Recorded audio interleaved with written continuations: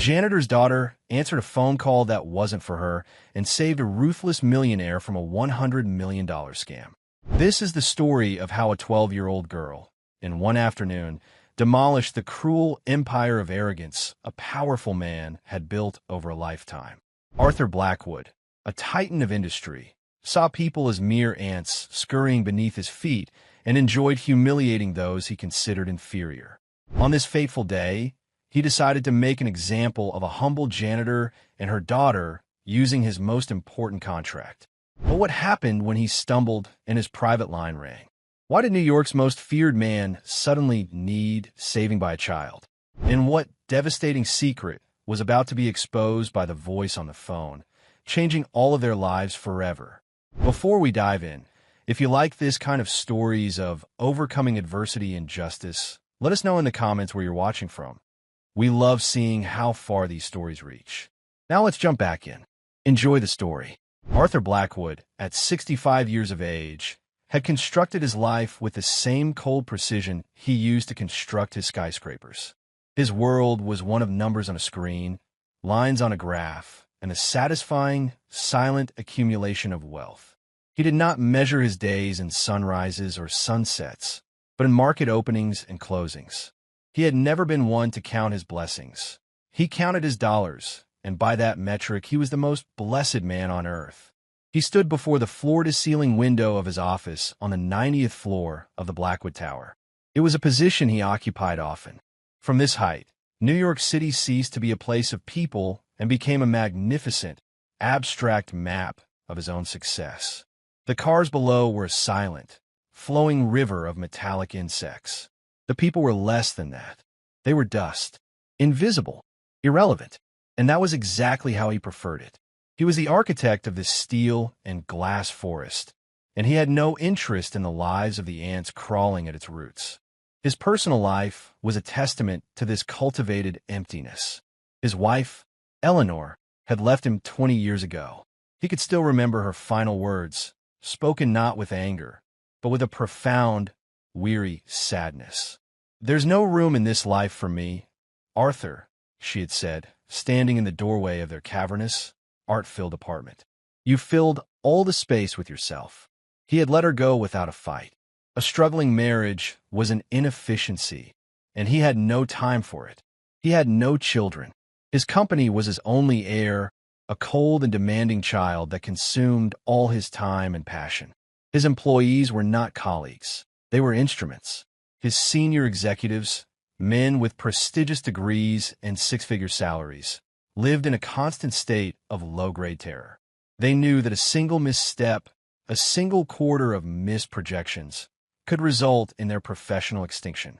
Arthur's greatest pleasure, a secret and petty indulgence, was not in the signing of a billion-dollar deal, but in the small, intimate moments of dominance. He enjoyed watching a confident young vice president crumble under a barrage of questions. He savored the way a seasoned partner would perspire while trying to defend a flawed strategy.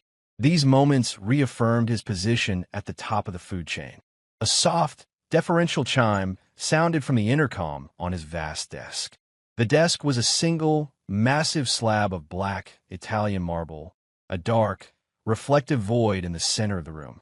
"Mr. Blackwood," came the voice of his executive assistant, Helen. He had employed her for 15 years. He knew she had a husband and 2 children, a boy and a girl. He had never once asked for their names. "Yes, Helen, what is it?" he said, his tone clipped and impatient. "Maria Rossi from the night cleaning staff is here. You asked me to bring her up." "Send her in," Arthur commanded, turning from the window. He composed his face into a mask of bored, regal indifference. He had seen the woman in the hallway earlier, a child trailing behind her. A clear violation of company policy. It was a minor infraction, but it was an opportunity. An opportunity to remind someone of the rules, to remind someone of their place. Miles away from the sterile grandeur of the 90th floor, Maria Rossi's day had begun as it always did, in the pre-dawn gray of a cramped Brooklyn apartment. Her world was not one of sweeping vistas and silent, air-conditioned spaces. It was a world of the rumbling radiator, the scent of toast and strong coffee, and the quiet, fierce love she held for her daughter. Maria worked 2 jobs. By day, she cleaned houses in a wealthy suburb. By night, she was part of the crew that polished and scrubbed the Blackwood Tower, rendering it pristine for the important people who would occupy it the next day. Her life was a carefully balanced equation of bus schedules, budgets, and a constant, bone-deep weariness. Yet, she rarely complained. Her daughter, Sophia, was the bright sun at the center of her universe, and for her, no amount of work was too much. That morning, as Maria was packing Sophia's lunch, the phone rang. It was the principal of Sophia's middle school. His voice was rushed, apologetic. "Mrs. Rossi, I'm so sorry for the short notice. A water main has burst in the basement. We have to close the school for the day. You'll need to come pick up Sophia." A wave of panic washed over Maria. Her neighbor, Mrs. Gable, who usually helped in emergencies, was in bed with a terrible flu. Her day job client was a new one. She couldn't possibly cancel. The only option left was the one she dreaded. She would have to take Sophia with her to the Blackwood Tower. She knew it was against the rules, but what choice did she have? "It will be okay, Mama," Sophia had said, sensing her mother's distress. Sophia, at 12, possessed a quiet composure that often felt older than her years. Her greatest love was books. Her backpack was always heavy with novels and textbooks borrowed from the public library. She saw the world as a series of fascinating puzzles and stories waiting to be understood. The journey into Manhattan was a study in contrasts. They sat on the rumbling subway, Sophia engrossed in a thick book about economic theory, Maria's mind racing with anxiety. When they finally emerged into the sunlight, they stood at the foot of the Blackwood Tower. It was a monument of dark glass and shining steel, so tall it seemed to scrape the clouds. It was a place of immense power and wealth, a place where her mother became invisible every night, a ghost with a mop and bucket. They entered the lobby. It was a cavern of marble and echoing silence. Men and women in expensive suits strode purposefully across the polished floors, their faces set with importance. Maria, in her simple coat, and Sophia, in her school uniform, felt small and out of place. Maria showed her employee ID to the stern security guard, explaining the situation in a low, apologetic voice. He waved them through with a grunt of disapproval. They took a service elevator to the staff locker room in the basement. Maria changed into her neat, gray uniform. "You will stay here, Sophia," she instructed, her voice firm. "You could do your homework. Do not leave this room. Do not make any noise. It is very important." Sophia nodded, settling onto a hard bench with her book. But hours later, a supervisor found her. He was a man who enjoyed the small power his position gave him. He declared her presence a major security risk and insisted that Maria bring the child to the 90th floor to be officially reprimanded by Mr. Blackwood's office. And so, Maria, her heart pounding with dread, had led her daughter into the lion's den. The door to Arthur Blackwood's office opened with a soft, expensive sigh. Maria entered, her hand clutching Sophia's. The room was larger than their entire apartment. One wall was the city itself. The other walls were adorned with cold, abstract paintings that looked like angry splashes of color. In the center, Arthur Blackwood stood like a statue, a figure of immense and intimidating authority. "Mrs. Rossi," Arthur began, his voice as cool and hard as the marble of his desk. He did not invite them to sit. The 2 plush leather chairs facing his desk might as well have been museum pieces. "It has come to my attention that you brought your daughter to work with you today. You are aware this is a direct violation of company policy, are you not?" Maria's face flushed. "Yes, Mr. Blackwood. I am very sorry," she said, her voice barely a whisper. Her school was closed. An emergency. I had no other choice. "There is always a choice, Mrs. Rossi," Arthur countered, circling them slowly, his expensive shoes making no sound on the thick, gray carpet.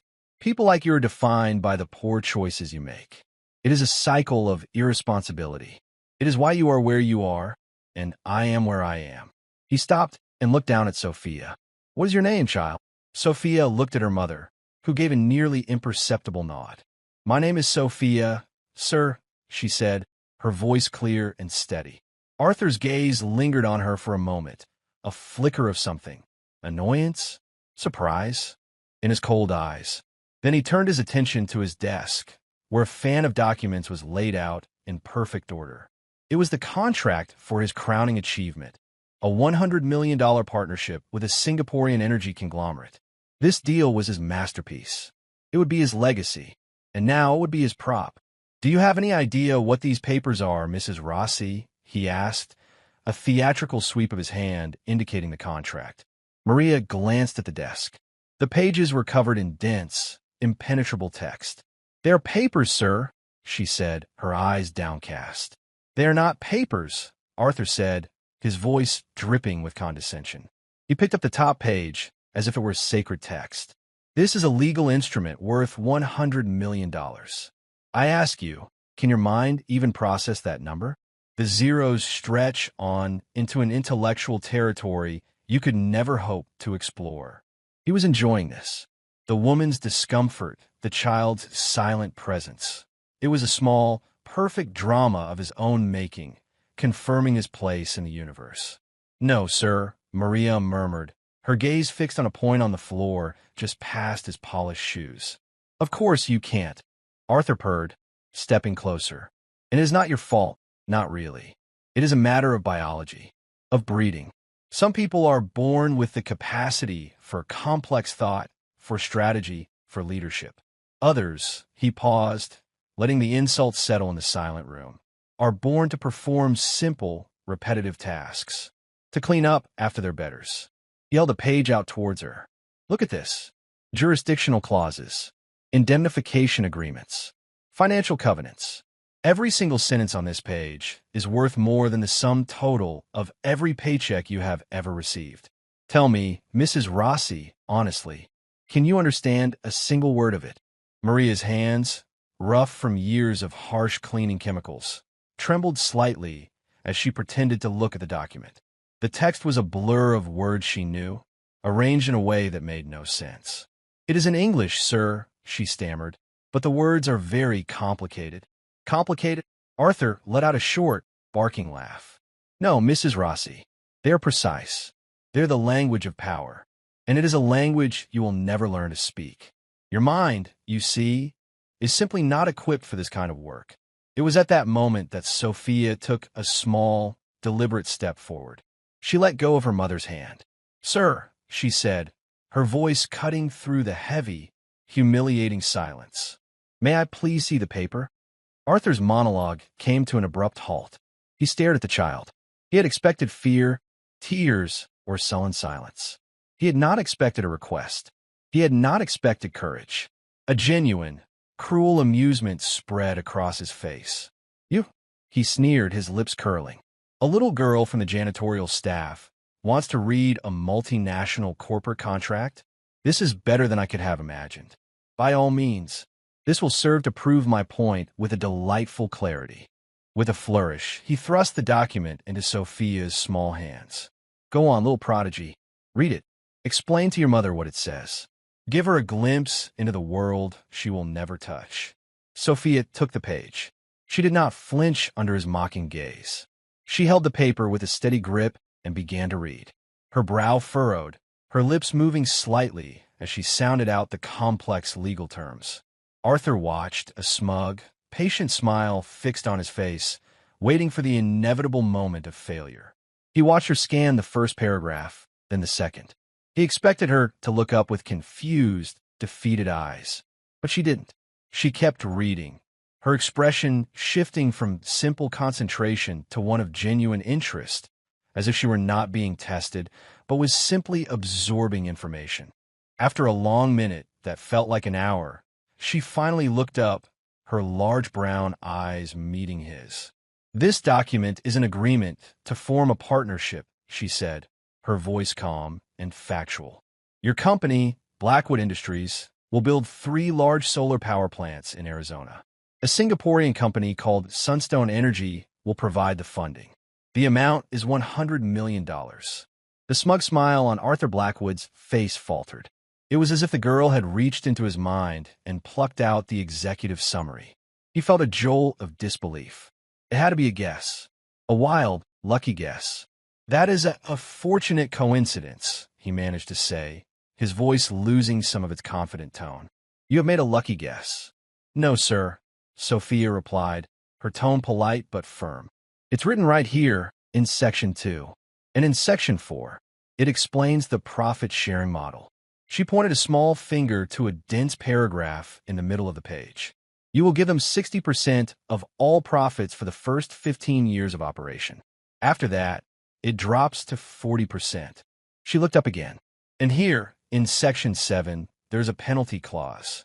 If the first power plant is not fully operational by June 1st of next year, your company must pay a penalty of $5 million. And another $5 million for every month it is delayed after that. Every word was accurate. Every detail was correct. It was the heart of the deal, the key points that his team of high-priced lawyers had spent 6 months negotiating.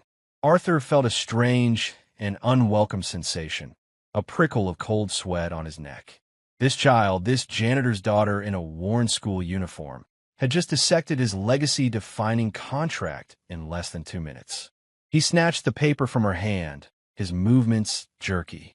The control of the situation was slipping away, and it infuriated him. It doesn't matter what you can read, he snapped, his voice suddenly loud and harsh. A parrot can be taught to repeat words. What matters is your place in this world. Your mother is a cleaner. She scrubs floors for a living because that is the limit of her potential. And you, he jabbed a trembling finger in her direction, will grow up and be exactly the same. My mother is not just a cleaner, Sophia said, and now her voice was not calm.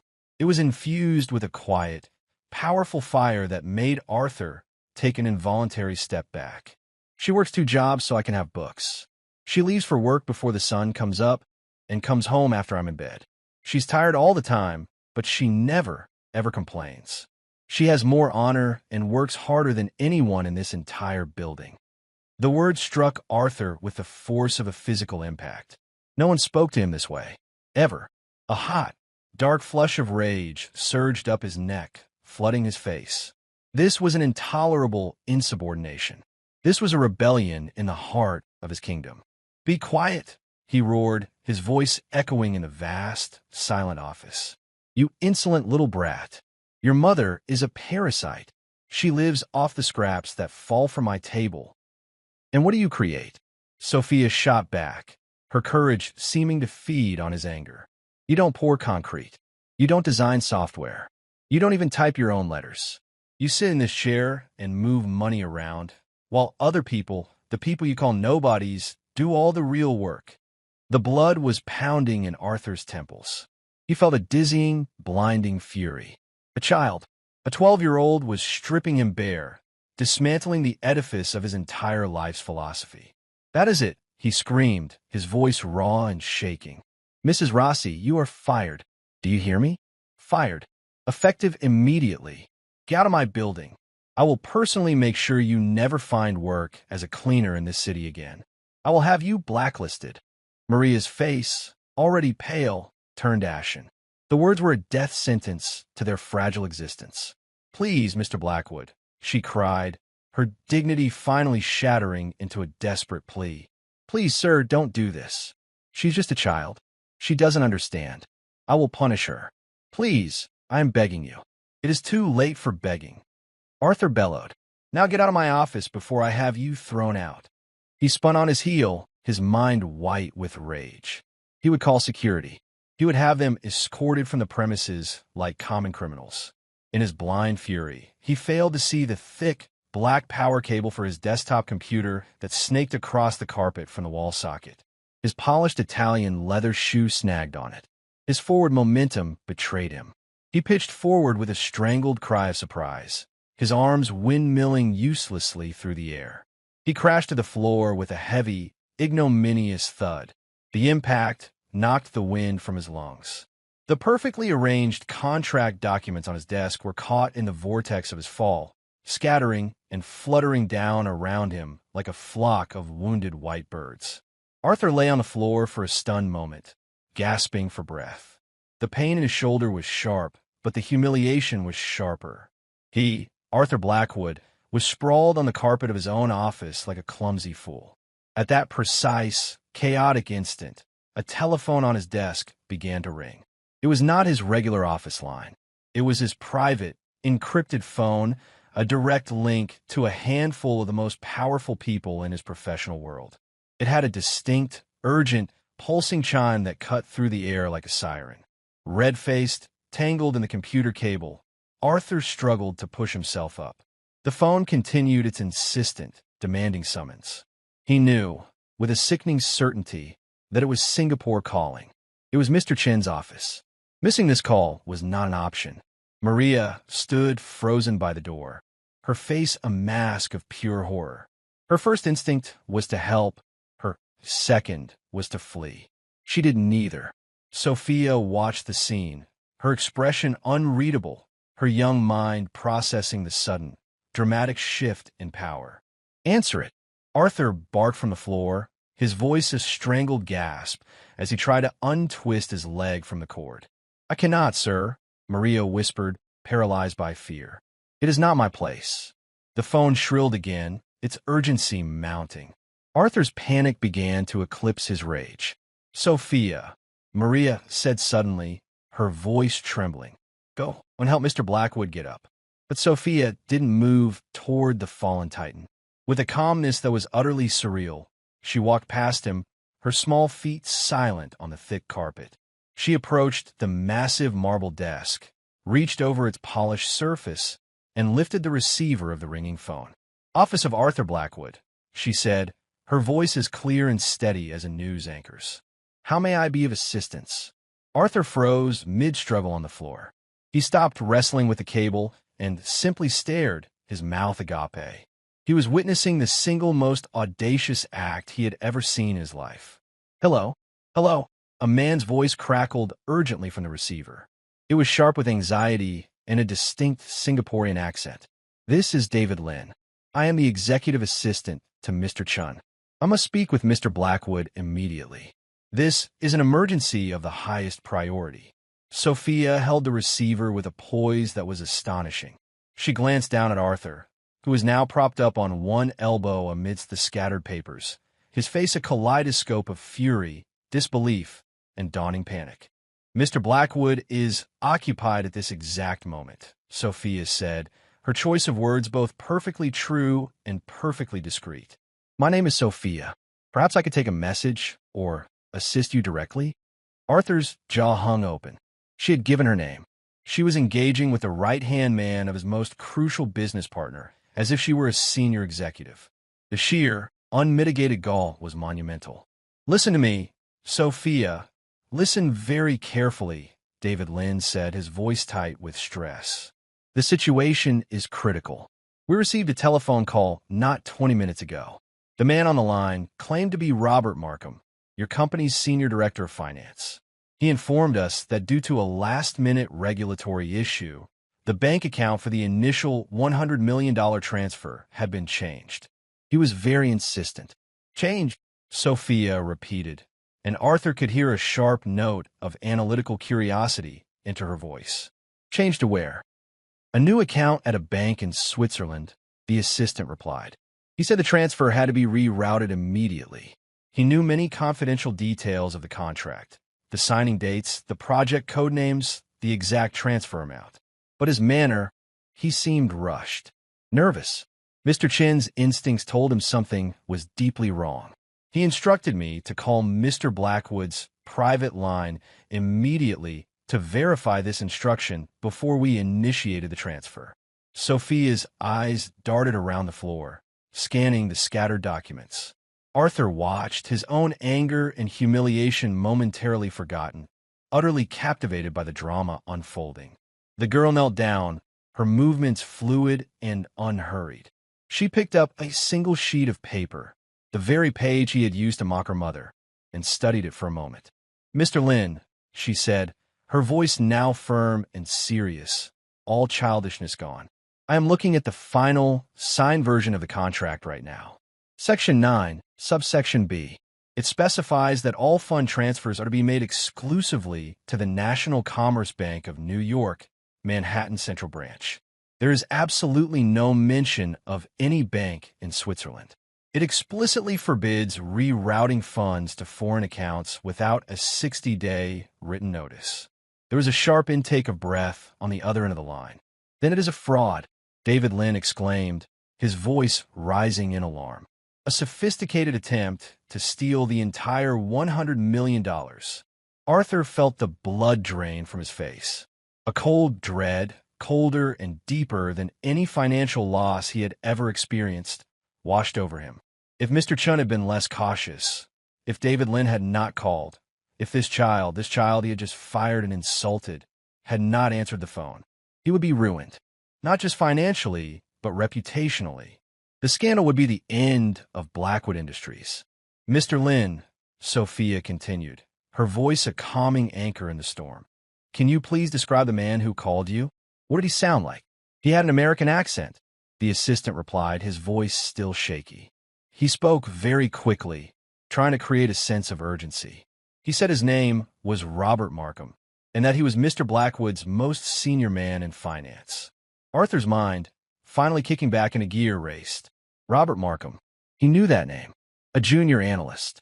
A nobody from a marketing department. He was not in finance. He was not senior. And most importantly, only 5 people in the entire company had authorized access to the final version of the Singapore contract. Sophia, give me the phone now. Arthur grunted, finally scrambling to his feet and brushing the dust and humiliation from his suit. But the girl held up a small, placating hand, a gesture of command so natural and unassuming that, incredibly, he obeyed it. Mr. Lynn, she said into the receiver, please be assured that no changes have been made to the contract. The transfer should be made exactly as stated in your copy of the documents. To the National Commerce Bank of New York. The account number is... She glanced at the paper again, her eyes tracing the line of text. 745821009. Wait a moment, David Lynn said, a note of sheer astonishment in his voice. You are reading the account number directly from the document? How do you have it? I'm reading it from the contract, sir, Sophia answered simply. It fell on the floor. And you are? Who are you exactly? The man asked, his confusion palpable. Where is Mr. Blackwood? Sophia looked up at Arthur, who was now standing beside the desk, his face pale, his mind reeling from the impossible turn of events. I am Mr. Blackwood's personal assistant, she said after a heartbeat's pause, the lie delivered with the unshakable confidence of a seasoned diplomat. He is currently in a very important meeting that could not be disturbed, even for this. Arthur opened his mouth to object, to snatch the phone and reclaim his authority, but David Lynn was already speaking, his voice flooding with relief and gratitude. Well, Miss Sophia, please extend Mr. Chen's and my deepest, most sincere gratitude to Mr. Blackwood, and especially to you. Your vigilance and quick thinking have just prevented an unprecedented financial catastrophe. This theft, it would have bankrupted Sunstone Energy. Of course, Mr. Lynn. I am glad I could help, Sophia said. Can you recall anything else about the fraudulent call? Any other detail, no matter how small, might help us identify the person responsible on our end. Arthur just stared. He was no longer just watching. He was learning. This child, whom he had dismissed as genetically inferior, was conducting a masterclass in crisis management. Well, the assistant mused, he seemed to have an answer for everything. He knew the project names, the initial transfer schedule. But I did ask him one question to test him. I asked him to confirm the exact penalty amount for project delays. He hesitated for a moment. Sophia's eyes darted back to the paper in her hand. And did he give you the correct penalty amount? She asked. He said it was $10 million for each month of delay. It is $5 million, Sophia said with unwavering certainty. The contract clearly states a penalty of $5 million. That was a late-stage negotiation. Precisely, David Lynn said, excitement in his voice. So he must have been working from an outdated draft of the contract, not the final signed copy. This is a critical piece of information. Arthur's mind lit up. The girl was right. The penalty had been a major sticking point. The final concession from 10 to 5 million had happened only in the last week, and the document had been updated and circulated to an extremely limited group. This narrowed the list of suspects dramatically. In 5 minutes of calm, logical questioning, this 12-year-old girl had gathered more actionable intelligence than his entire corporate security division would have in a week. "Mr. Lin," Sophia asked, one final question. Did the caller mention a timeline? When did he demand the money be transferred? Yes, he was extremely insistent on that point. He said the transfer had to be completed before the close of business in New York today, claiming a new international regulation was taking effect tomorrow. He said any delay would jeopardize the entire deal. Sophia glanced at the large digital clock on Arthur's wall. It was 4:15 p.m. That is also highly suspicious, she noted. The contract schedules the first transfer for next Tuesday to allow for all international banking protocols to be observed. "You are absolutely right, Miss Sophia," the man said, his voice now filled with open admiration. "You are remarkably sharp. May I be so bold as to ask your age? You handle yourself like a veteran financier." "I am 12 years old," Sophia answered, with simple honesty. A profound silence descended on the other end of the line. Arthur could almost hear the man's brain trying to process the information. 12. David Lin finally choked out, his voice a squeak of disbelief. "A 12-year-old girl just saved my company $100 million. I just read the document carefully," Sophia said, a touch of modesty in her voice now. "And I listened." Arthur felt the last foundations of his arrogant world crumble into dust. The entire edifice of his life, his belief in his own innate superiority, his contempt for the little people, was a fraud. It had been exposed and demolished in a matter of minutes by a child with a library card. "Listen, Miss Sophia," the voice on the phone said, regaining its professional tone. "I appreciate your help more than I can say, but I must now speak with Mr. Blackwood personally. This is a security breach of the highest order, and we need to coordinate our next steps." Sophia held the phone out to Arthur. Her face was calm, her hand steady. "Mr. Blackwood," she said, her voice formal once more. "The call is for you." With a hand that trembled almost imperceptibly, Arthur took the receiver. "David, this is Arthur Blackwood," he said. His own voice sounded hollow and distant to him, like an echo from a well. "Mr. Blackwood, my God, what is happening in your office?" David Lin's voice was a torrent of relief and confusion. "Who is this girl? She is an absolute genius. She single-handedly prevented a $100 million wire fraud." I'm trying to understand that myself, David," Arthur admitted, the honest words feeling strange and brittle in his mouth. "Listen to me, Arthur." The man's voice became sharp and focused. "Someone on your senior team has betrayed you. They have access to highly confidential information, but as the girl cleverly deduced, not the final signed contract. You must lock down your systems and launch an internal investigation immediately. We will do the same on our end." "Yes, of course, David," Arthur replied, his mind slowly beginning to function again. "I will handle it personally. Right now." "And Arthur," David added before he could hang up, "this girl, Sophia, she's truly one of a kind. I have never in my life encountered a mind like hers, in a child or an adult. If not for her, we would both be facing ruin today. You are a very lucky man." "I know," Arthur said softly, glancing at Sophia, who was now standing quietly beside her mother.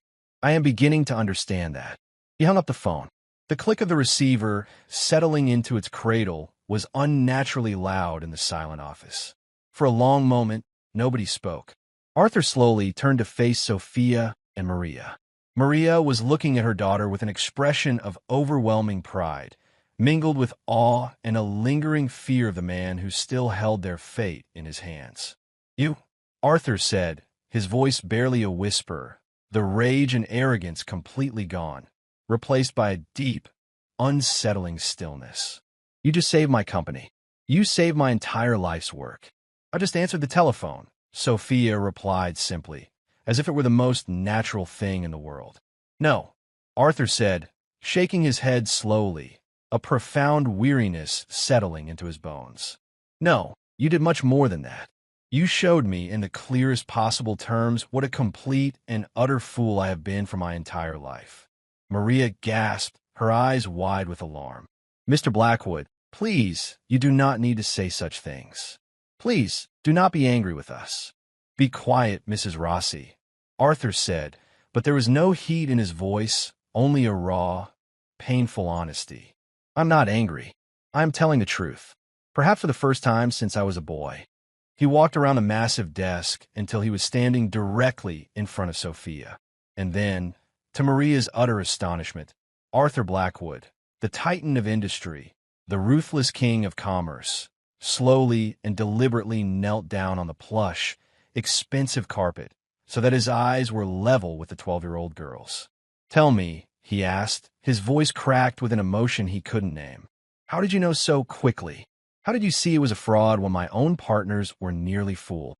Sophia seemed unfazed by his posture. She considered the question seriously. "It was the details," she said, shrugging slightly. "The man was in a hurry. My mother always says that people who are telling the truth don't need to rush you. And he got the penalty wrong. It was a small thing, but it was an important thing. It meant he didn't really know what he was talking about." Arthur nodded slowly, absorbing her simple, devastating logic. "And how?" he asked, his voice softer still. "Did you learn to read documents like this? Who taught you?" "Nobody taught me," she said, as if it were obvious. "I go to the public library on Saturdays. My mother gave me a library card for my 6th birthday. She said it was the key to the whole world. I read everything I can find. I like books about business and law. They're like puzzles. I like to see how all the pieces fit together to make the world work." A wave of shame, so profound it was physically painful, washed over Arthur. For his entire life, he had believed he was a superior being, that his wealth was a direct result of his superior intellect and breeding. He had built a fortress of arrogance around a heart he had allowed to atrophy. And in the space of 15 minutes, this child, armed with nothing more than a library card and a love of learning, had displayed more intelligence, more courage, and more grace than he had ever known. "Sophia," he said, the name feeling sacred on his tongue, "I have to thank you. And more than that, I have to ask you to forgive me." Arthur Blackwood had never apologized. Not to his wife, not to his employees, not to anyone. The words were foreign, like a language he had never learned. But as he looked into the clear, honest, dark eyes of the girl who had just saved him from himself, he knew he had to speak them. "Forgive you?" Sophia asked, her brow wrinkling in genuine confusion. "For what?" "For everything I said to you and your mother," Arthur answered, his voice quiet and heavy with the weight of his 65 years of error. "For calling you names, for my arrogance, for believing that the money in my bank account made me a better person than you." Maria stared, her mind refusing to compute the scene before her. The most feared man in New York City was on his knees, begging her daughter for forgiveness. "Mr. Blackwood," she whispered, tears now streaming silently down her cheeks. "You don't have to do this." "No," Arthur said, his voice sharp as he slowly pushed himself back to his feet. "I do. For my whole life," he said, turning to gaze out the window at the city he had once thought he owned, "I believed I was a builder. I tore down factories that employed hundreds. I demolished entire neighborhoods of homes to put up towers like this one. I told myself it was progress. I told myself I was a creator." He turned back to face them, his face a mask of bitter self-realization. "But I was never a creator. I was a destroyer. A parasite, just as you said, Sophia. A man who fed his own ego by taking from others. In 15 minutes, you did more good than I have in my entire life. You saved jobs. You saved 2 companies. You saved a foolish old man from his own pride." He strode back to his desk and jabbed the intercom button. "Helen, give me Tom Miller, head of security. In my office. Now." While they waited, Tom Miller, the head of security, a stern man with watchful eyes, entered the office. Arthur, with Sophia's quiet assistance, laid out the details of the fraud attempt. He relayed Sophia's brilliant deduction. The thief had access to early drafts, not the final contract, and had used the name of a low-level employee.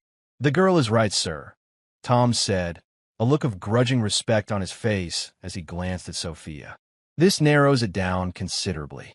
The final contract changes were only circulated to the 5 senior partners on the deal and the lead counsel.